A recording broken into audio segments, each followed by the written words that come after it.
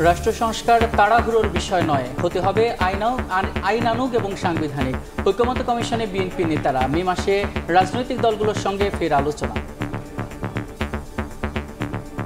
কোনোভাবেই বিচার বিভাগ কর্তৃক সংবিধানের কোনো কার্যক্রম আইনানুগ এবং অসাংবিধানিক না হয় সেদিকে যেন দৃষ্টি রাখি।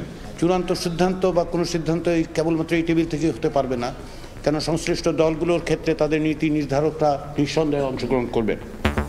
দেশকে অস্থির করতে সরকারের আশেপাশে তৎপর আওয়ামী দোসররা, সতর্ক থেকে দ্রুত নির্বাচন দেওয়ার আহ্বান।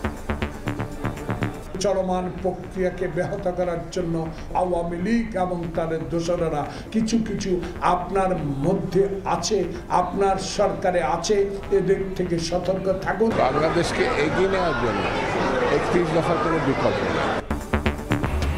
জুলাই হত্যা মামলায় সাবেক ৪ মন্ত্রীকে কারাগারে পাঠালেন গাজীপুরের আদালত। চানখারপুলের হত্যা মামলায় ২৫ মে আনুষ্ঠানিক অভিযোগ দাখিলের নির্দেশ ট্রাইব্যুনালের। সাংবাদিক দম্পতি সাগর রুনি হত্যা মামলার নথি ডিবি হেফাজতে পুড়ে যাওয়ার তথ্য সঠিক নয়, ডিএমপির বিবৃতি। তদন্তে পিবিআইকে আরও ৬ মাস সময় দিলেন হাইকোর্ট।